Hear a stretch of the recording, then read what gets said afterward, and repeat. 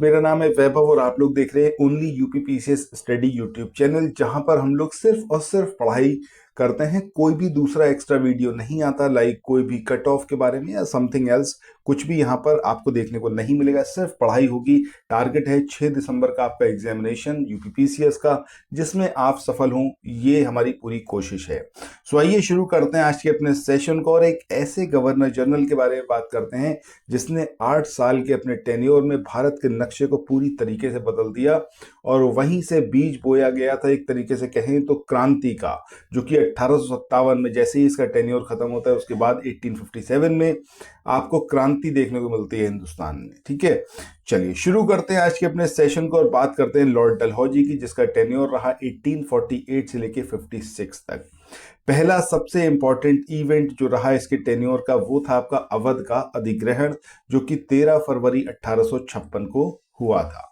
अब मान लीजिए मतलब एक बार समझते हैं इसको, अवध का अधिग्रहण किस तरीके से किया गया। तो एक सिंपल सी ट्रिक थी। मान लीजिए अगर आपका कोई पड़ोसी है और आप अपने पड़ोसी से कहें यार तुम अपना घर ठीक से नहीं चला पा रहे हो, एक काम करो अपना घर मेरे नाम कर दो और मैं यहाँ पर बढ़िया से काम करता हूँ। ठीक है, और यही काम करा किसने? डलहौजी ने।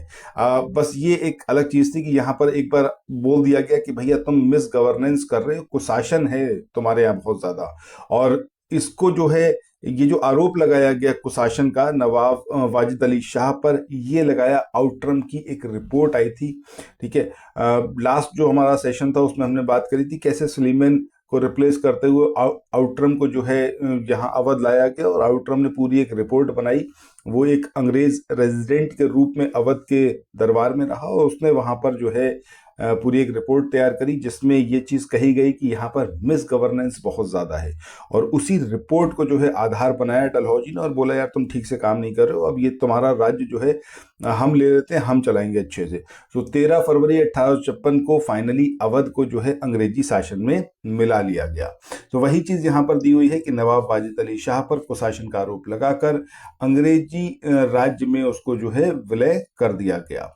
डलहौजी का जो व्यपगत सिद्धांत था उसके तहत विलय किए गए जो अलग अलग प्रदेश थे उनके संदर्भ में यहाँ पर देखेंगे। ये क्रोनोलॉजिकली एग्जामिनेशन में पूछा जाता है, बट जैसे आप ये देख रहे हो कि डॉक्ट्रिन ऑफ लैप्स या फिर हम कहें तो व्यपगत सिद्धांत एग्जैक्टली था क्या। यहाँ पर सिंपल सी एक चीज थी कि अगर राजा है, सो राजा का कोई पुत्र अगर नहीं है, ठीक है, और उसने क्या करा, एक गोद ले लिया बच्चा। यहां पर साफ साफ बोला गया डलहौजी के इस सिद्धांत के थ्रू कि अगर आपका अपना कोई बेटा नहीं है और आप कोई बेटे को गोद ले रहे हो, सो गोद लिया हुआ बेटा जो है वो राजा नहीं बन सकता, उसको उत्तराधिकारी नहीं माना जाएगा। यही था आपका डॉक्ट्रिन ऑफ लैप्स। ठीक है, और इसी के तहत जो है कई सारे राज्यों को ईस्ट इंडिया कंपनी के तहत जो है लाया गया, उसमें मिला लिया गया। सबसे पहला था सतारा 1848। देखो डलहौजी के जब हम टेन्योर की बात करते हैं तो 1848 से स्टार्ट होता है, 56 तक ये रहता है और फाइनली 1857 में आप देखते हो तो क्रांति देखने को मिलती है।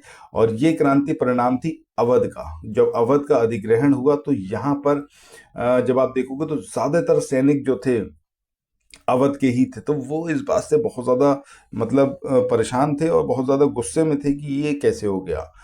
तो इस वजह से ही जो है 1857 की क्रांति देखने को मिलती है। बहरहाल यहाँ पर हम बात कर रहे हैं डलहौजी के पूरे टेन्योर की। 1848 से लेके 53 तक था।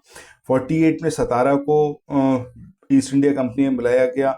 1849 में दो अलग अलग राज्य मिले, एक था जैतपुर, एक था संभलपुर।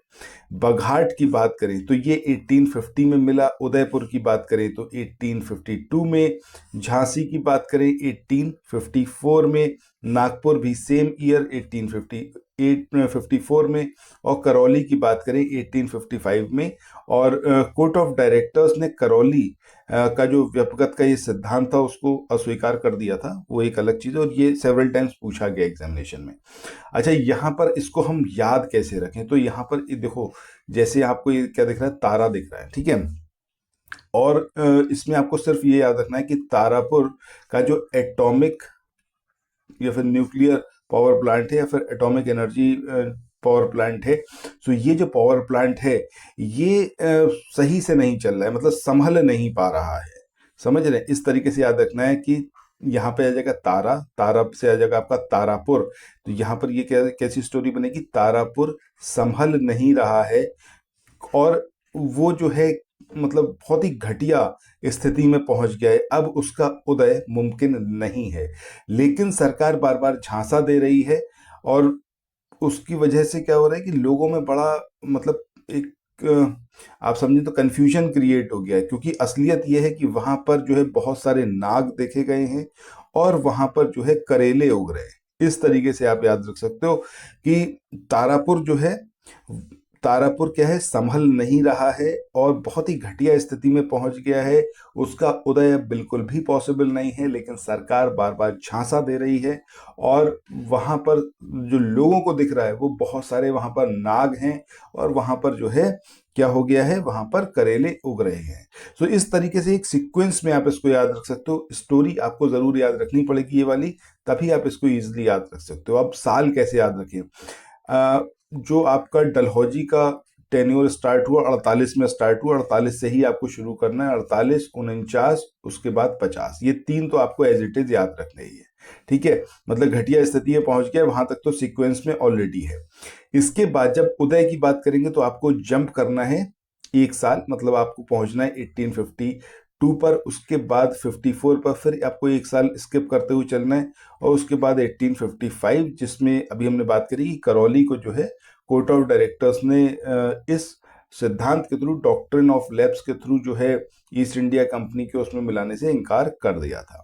आगे बढ़ते हैं, बात करते हैं भारत में रेलवे की। लेकिन उससे पहले यहाँ पर हम आपको एक चीज बता दें कि अगर आप लोग ये नोट्स लेना चाहें, जो कि घटना चक्र के नोट्स हैं, समराइज्ड वर्जन है घटना चक्र का, सो आप ले सकते हैं इनको, और सब्जेक्ट वाइज भी ले सकते हैं। अदरवाइज मैं आपको सजेस्ट करूंगा आप फुल लेंथ कोर्स में एनरोल करवाएं।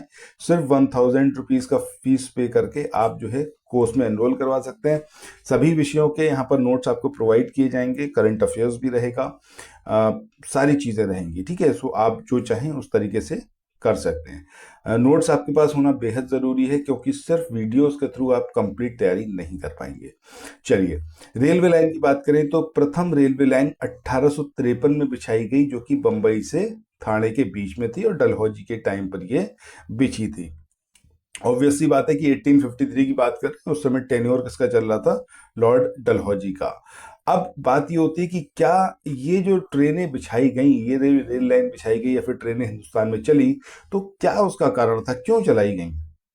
क्या अंग्रेजों को इतना ज्यादा मतलब इंडिया के बारे में सोचते थे, इंडिया के लोगों के बारे में सोचते थे? तो बिल्कुल भी ऐसा नहीं है। ठीक है, क्यों?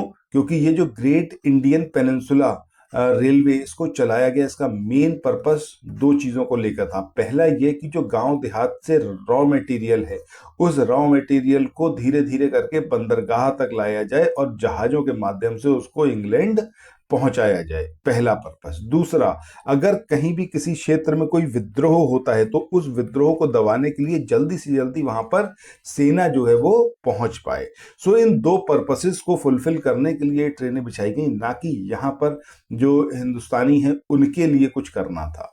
रेलवे का जो सर्वाधिक विस्तार होता है वो 1900 ईस्वी में होता है, जिस टाइम पर शासन में कौन थे, लॉर्ड कर्जन, वॉयसरॉय लॉर्ड कर्जन थे। ठीक है, सो ये दोनों उद्देश्य मुझे लगता है आपको बहुत क्लियर समझ में आ गए होंगे। और ये जो गांव देहात से कच्चा माल लेके बंदरगाहों तक जाना था, ये भी इसका एक मेन पर्पस था।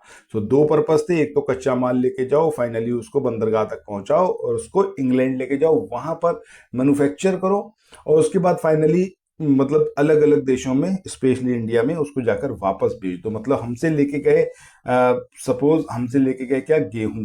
ठीक है, गेहूं हमसे लेके गए, और फाइनली उसके क्या बना दिए, समझो चिप्स बना दिए। अब चिप्स लाके हमें ही बेच दिए। मतलब अगर आलू का चिप्स की बात करें, यहाँ पर समझो गेहूं नहीं, आलू ले लो। ठीक है, हाँ, आलू हमसे लेके गए, फाइनली उसके चिप्स बना के ले आए। मतलब समझो 50 पैसे का आलू था, वो 50 पैसे का आलू हमें 5 रुपए के चिप्स के रूप में बेच दिया। ये थी ईस्ट इंडिया कंपनी। चलो आगे बात करें सार्वजनिक निर्माण विभाग या फिर पीडब्ल्यूडी की।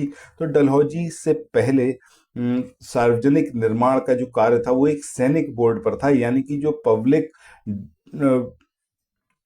वर्क्स डिपार्टमेंट था, तो उसको एक सैनिक बोर्ड देखता था। और इसके कार्यकाल की बात करते हैं डलहौजी के, तब पहली बार जो है एक अलग सार्वजनिक निर्माण विभाग बनाया गया, यानी कि पीडब्ल्यूडी को बनाया गया।